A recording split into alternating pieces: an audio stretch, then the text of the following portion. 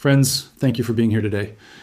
What if I told you that the systematic killing of American citizens by federal agents in their own neighborhoods represents not a breakdown in law enforcement protocols, but rather the deliberate implementation of a strategy designed to terrorize local communities into submission? And what if I told you that the federal subpoenas now being served on democratically elected governors, mayors, and attorneys general mark the beginning of the most comprehensive assault on local governance in American history? On January 24th, Immigration and Customs Enforcement agents shot and killed Alex Preddy during what officials described as routine enforcement operations in Minneapolis. 3 days later, federal agents shot and killed Renee Macklin Good under circumstances that remain deliberately obscured by Department of Homeland Security classification protocols. These were not isolated incidents or operational accidents. These were the predictable outcomes of what Homeland Security Secretary Kristi Noem has publicly characterized as wartime operations, requiring wartime recruitment of personnel specifically selected for their comfort with violence. The targeting is not random. Both Preddy and Good lived in communities whose elected leadership has publicly opposed federal immigration enforcement operations. Both were killed in jurisdictions where local officials have implemented sanctuary policies or refused to cooperate with IC detention requests. The geographic pattern of these killings corresponds precisely with a map of Democratic-controlled cities that the Trump administration has designated as priority targets for what internal documents describe as compliance operations. The federal response to these killings reveals the strategic intent behind them. Rather than conducting transparent investigations or implementing accountability measures, the Department of Justice has launched what amounts to a legal siege against the very officials whose constituents are being killed. Federal prosecutors have issued subpoenas to Minnesota Governor Tim Walz, Minneapolis Mayor Jacob Frey, St. Paul Mayor Kaohly Herr, State Attorney General Keith Ellison, and Hennepin County Attorney Mary Moriarty. The stated purpose of these subpoenas is to investigate whether Democratic officials blocked ICE from rounding up undocumented immigrants. This represents a fundamental inversion of constitutional governance. Federal agents kill American citizens, and rather than investigate the agents, the federal government investigates the local officials who represent those citizens. The message being sent is unmistakable. Local resistance to federal operations will result in the death of your constituents and the criminalization of your governance. The legal theory underlying these subpoenas reveals the breadth of the administration's assault on federalism. The Department of Justice is arguing that any action by local officials that impedes federal immigration enforcement constitutes obstruction of justice, even when those actions are explicitly authorized by state law and local ordinances. This interpretation would effectively criminalize the 10th Amendment, making it a federal crime for state and local governments to exercise their constitutional authority over matters not specifically delegated to the federal government. The recruitment campaigns that have produced agents willing to kill civilians in their homes represent perhaps the most disturbing aspect of this strategy.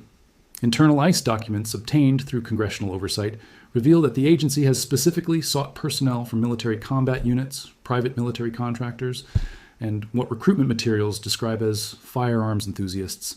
The stated goal is to identify candidates who possess decisive action capability and demonstrate going comfort with kinetic operations. This is not the language of law enforcement. This is the language of military occupation. The distinction matters because it reveals the conceptual framework within which these operations are being planned and executed. When federal officials describe immigration enforcement as warfare, requiring component kinetic operations, they are explicitly rejecting the legal and procedural constraints that govern civilian law enforcement in favor of the rules of engagement that apply to military operations against enemy combatants. The constitutional implications extend far beyond immigration enforcement. The principle being established through these operations is that federal agencies can use lethal force against any American citizens whose local governments fail to cooperate with federal priorities. If ICE can kill residents of Minneapolis because the mayor refuses to cooperate with immigration enforcement, there's no legal barrier preventing other federal agencies from employing similar tactics against residents of cities that refuse to cooperate with federal gun policies, environmental regulations, or voting procedures. The targeting of elected officials through federal subpoenas represents an equally dangerous precedent. The investigation of Governor Walz and the other Minnesota officials is based on the theory that state and local governments have no right to limit their cooperation with federal agencies, even when federal operations violate state constitutional protections or local ordinances. This theory, if accepted by federal courts, would effectively eliminate state and local sovereignty by making any disagreement with federal priorities a potentially criminal act. The broader pattern of federal intimidation extends beyond Minnesota to encompass what appears to be a coordinated campaign against democratic governance structures throughout the country. Federal agents have conducted high-visibility operations outside schools, community centers, and other locations specifically chosen for their symbolic importance to local communities.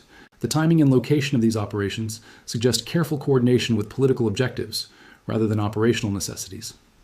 The recruitment of personnel for these operations has followed patterns that mirror historical examples of state violence against civilian populations. ICE's 100 million wartime recruitment campaign has specifically targeted individuals with experience in military special operations, private security, and what agency documents describe as constitutional militia organizations.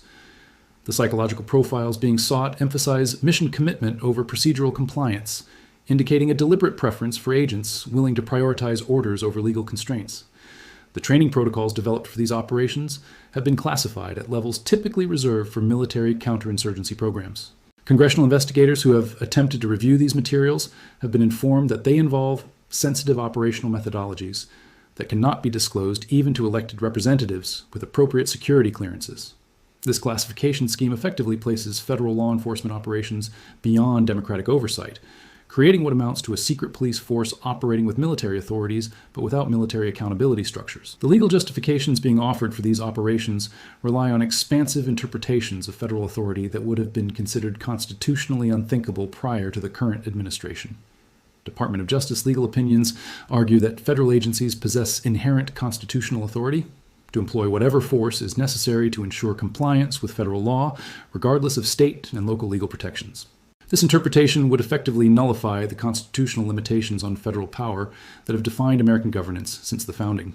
The international implications of these operations cannot be ignored. The systematic use of lethal force against civilian populations by federal agents, combined with the criminalization of local democratic governance, places the United States in violation of multiple international treaties governing the treatment of civilian populations. Human rights organizations have begun documenting these operations using the same methodologies typically applied to authoritarian regimes that employ state violence to suppress political opposition. The economic dimensions of this campaign reveal additional strategic objectives. The communities being targeted for the most intensive federal operations are predominantly those with strong economic ties to international trade, technology sectors, and educational institutions. The disruption of normal life in these communities serves not just political objectives, but also economic ones, potentially driving business investment toward communities more aligned with federal priorities. The media strategy surrounding these operations has been carefully crafted to normalize the use of lethal force against civilian populations. Official statements consistently describe victims as threats or suspects, even when no criminal charges have been filed and no weapons have been recovered. This linguistic framework prepares public opinion for the expansion of these operations by creating the impression that civilian casualties are the inevitable result of criminal resistance, rather than the predictable outcome of military-style operations in civilian environments. The technological infrastructure supporting these operations has been developed with capabilities that extend far beyond immigration enforcement. ICE has deployed facial recognition systems, cell phone tracking technologies, and surveillance capabilities that provide real-time intelligence on the political activities, social networks, and daily routines of entire communities. This infrastructure creates the technical foundation for comprehensive social control that could be rapidly expanded to target other forms of political opposition. The timing of this escalation corresponds with other indicators of democratic breakdown that suggest a coordinated strategy rather than spontaneous enforcement enthusiasm. The issuance of federal subpoenas to Minnesota officials occurred simultaneously with similar investigations launched against Democratic officials in other states, suggesting central coordination rather than local initiative. The classification of training materials, recruitment criteria, and operational procedures has followed patterns typically associated with preparations for large-scale domestic operations rather than routine law enforcement. The historical parallels are unmistakable and should be deeply disturbing to anyone familiar with the processes through which democratic governments transform into authoritarian systems. The use of federal agents to kill civilians in communities that resist central authority, combined with the criminalization of local democratic governance, represents a classic pattern of authoritarian consolidation. The recruitment of personnel specifically selected for their willingness to use violence against civilian populations, combined with the classification of operational procedures to prevent democratic oversight, completes the institutional framework necessary for systematic political repression.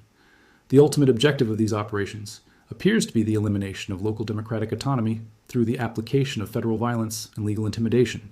Communities that resist federal priorities face the killing of their residents and the prosecution of their leaders. Communities that comply are rewarded with federal resources and protection from enforcement operations. This creates a systematic incentive structure that rewards political submission and punishes democratic resistance. As we observe these developments, we are witnessing not the enforcement of immigration law, but the implementation of a comprehensive strategy to eliminate the constitutional constraints on federal power. The deaths of Alex Preddy, Renee Macklin Good, and others represent not tragic accidents, but deliberate demonstrations of federal willingness to kill American citizens who live in communities that resist central authority.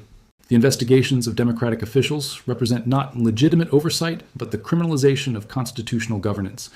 The choice facing American communities is becoming increasingly clear. They can surrender their democratic autonomy in exchange for protection from federal violence, or they can resist and face the systematic targeting of their residents and the prosecution of their leaders. This is not a choice that should exist in a constitutional democracy. It is the choice that has historically faced populations living under military occupation. The infrastructure of repression is being constructed systematically and deliberately. The legal foundations are being established through expansive interpretations of federal authority. The operational capabilities are being developed through classified training programs and specialized recruitment. The political justifications are being normalized through carefully crafted media campaigns. What remains to be determined is whether American democratic institutions possess sufficient strength to resist this transformation, or whether we are witnessing the final phase of a constitutional system that has already been fatally undermined. The answer to that question will depend not on the intentions of federal officials, but on the willingness of American communities to recognize that their fundamental choice is no longer between different policies or parties, but between democratic governance and authoritarian rule. The killings will continue. The investigations will expand. The infrastructure of repression will be completed. Unless the systematic nature of what is occurring is recognized and resisted, the transformation will be irreversible. The time for treating these developments as isolated incidents or policy disagreements has passed. What we are witnessing is the deliberate destruction of American democracy through the application of state violence against civilian populations and the criminalization of democratic governance itself.